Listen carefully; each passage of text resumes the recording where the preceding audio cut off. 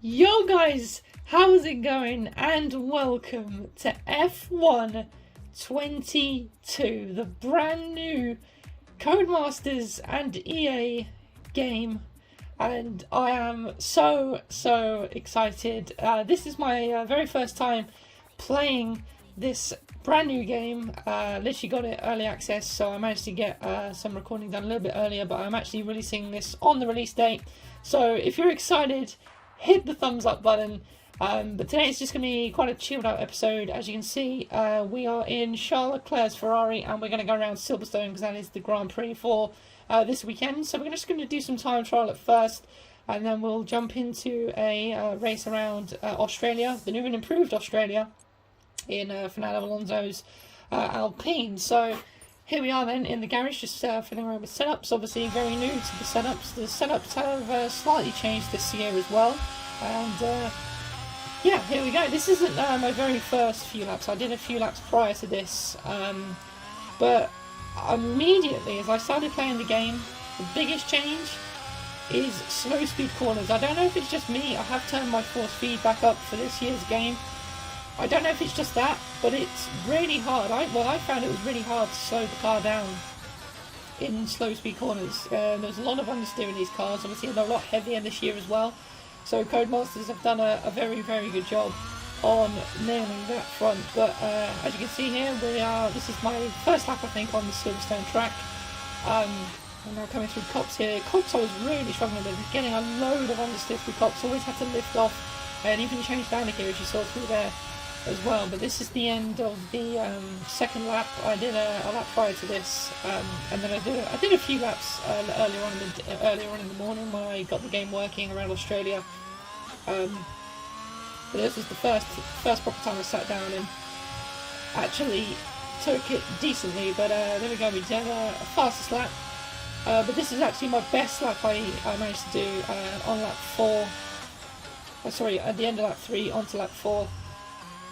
Coming through here, I tell you what, the cars are a lot more stable this year. Don't get me wrong, you do have to be more careful on the throttle, but when you get it right, I feel like you can be a little bit more aggressive in the high speed corners. As I say that, I make a mistake, but we move on. But yeah, no, I definitely feel the cars are definitely more planted this year. As you can see, it's just having a little spin there, got a little bit too trigger happy on the throttle, so yeah, my bad. But yeah, apart from after I'd done that lap, I was really struggling to beat it. Really struggling. As you can see, the best is a 129.5. Obviously, I don't really know how that compares to other people yet. So obviously, you know, the game's not even out yet.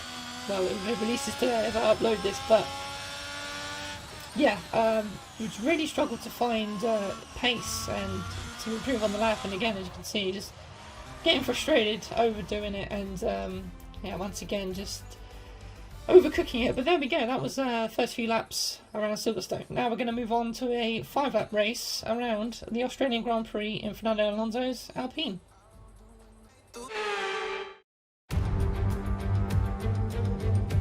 You can hear the Australian fans roaring as they line the track here in Albert Park.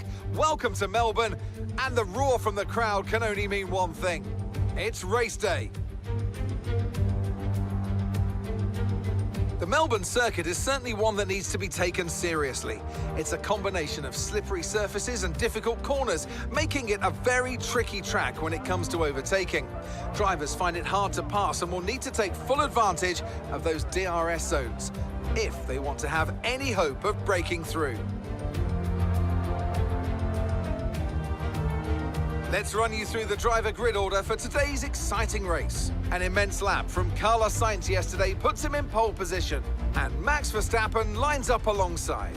Looking down the rest of the grid, we have Hamilton, Russell, Sergio Perez and Leclerc, Gasly, Magnussen, Bottas and Yuki Tsunoda, Ocon, Zhou, Fernando Alonso and Mick Schumacher, Ricciardo, Stroll, Lando Norris and Alex Albon, Latifi and Sebastian Vettel starts from the back of the grid. Which of these talented drivers will come out on top today? Natalie Pinkham joins me once again in the commentary box. It's fantastic to have you with us today. I'm curious though, how do you think the drivers stop those pre-race nerves from becoming overwhelming when you're lining up on the grid? Well, I imagine they'll be starting to feel the adrenaline as they anticipate the rundown into turn one, a bit like preparing to go into battle. The unknown situation will bring nerves, but that's a good thing. It'll keep them focused on the moment and on their surroundings as we build towards the start of the Grand Prix. So here we go then, we're sat in the cockpit, ready to go. Yeah, I just thought I'd show off, some of the AI. This was the actual very first race I did as well, so I hadn't done any sort of racing prior to this. I'd just been doing time trial laps, so this is my very pull the first clutch time. in, hold it there until the start. This is obviously the brand new engineer for this year's game as well. I actually have my clutch set to my actual pedal clutch, which is not what I meant to do. I meant to have it on the shifter. So I was a little bit delayed on the start, but lights out, away we go. As you can see, a very, very wheel spinny start there. Go all the way down to P17, almost last, as we come through turn one, around the outside of Vettel there, and making that work pretty nicely. Now in the slipstream of Alexander Albon. Going down towards turn 3, so a lot of these corners obviously have been opened up now, so it's a lot nicer. I feel the tracks are much more flowing here at Australia, as you'll see. But yeah, managed to get past Ricardo there, a double overtake through that left-hander. And this corner here, so much more speed you can carry through there. Obviously I couldn't carry it there because Norris and I think that's Stroll having a little bit of a battle there, holding each other up, but obviously this section of the track here as well, the chicane completely removed. So it's just a nice long run down towards this very fast left-right chicane. And trying to get a nice run here on Norris as he's in the slipstream of Stroll. I'm in the slipstream with him and I'm trying to shape up a move. He looks around the outside of this, what seems to be very tightened up hairpin, but widened on the exit, so it's not too bad. I think about a move down the inside there of Stroll, but that was very risky as he was still on the inside of Lando there. As they get a little bit of contact, I make a little bit of contact with Stroll, try to hang it around the outside through the final corner. I hit the wall, and I don't know how I didn't get any front wing damage there, but we move on to lap 2 here. on the back of Norris, sorry. We managed to get past Stroll amongst all of that as well, managed to stay ahead of him, and now we get a great exit here out of the chicane, round the outside of Lando, push him to the inside to make it a little bit wider. He goes for a move. I go wide onto the grass because I'm trying to open up the corner so much. I just didn't really realise. Still trying to get used to the track, to be honest. You wouldn't believe how much it's changed. But nevertheless, we move on, fake to the outside and then go to the inside for Lando Norris, and we're up to P14. So yeah, the AI, I've got to say, this I was doing this on hard because I just wanted to, have a casual race, nothing too intense. Obviously, when I do our career mode and stuff and other races, once I've adapted the game, I'll probably make it the hardest it can be. But yeah, no, the AI, considering they were on only hard, pretty racy and pretty audacious, it has to be honest, and they do seem a little bit more realistic as Zhou there trying to go down the inside of Bottas. Completely ruined his exit, and that allows me to get past him. So yeah, a lot of aggression from the AI and a lot more human-like behaviour, which is what you love to see in this year's game. As here we are on the back of Bottas now on lap 4, so coming to the end of the race, and yeah, really got into the groove of this track. The improvements have definitely made this track more likeable. As there we go, we're gonna get Bottas. No, we don't. I think we get him on the inside of the chicane here, so we go throw it down the inside. You never normally see overtakes there, but a little bit audacious, and yeah, why not? And here we have a massive lag spike. Don't know if the game picked that up, but I have a spin, and we took Mick Schumacher out. So yeah, you're welcome, Mick. And from that point onwards, I just retired. We've witnessed some great battles on the streets of Melbourne today then, and they've taken a fantastic win.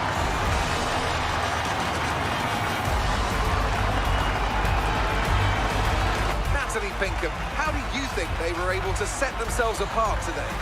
I feel consistency was probably the key today. There's being quick, and then there's being quick lap after lap after lap.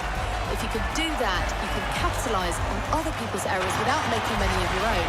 And that's an approach that can push you a long way up the field.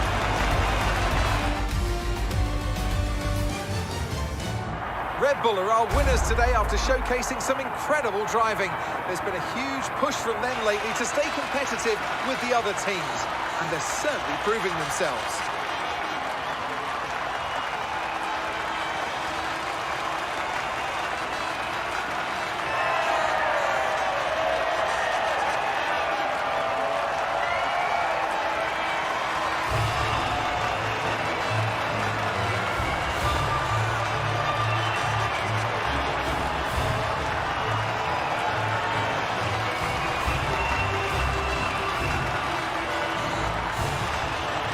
So there we go, that is a race, 5-lap race around Australia, and like I said, I really enjoyed the track. I think the track was phenomenal.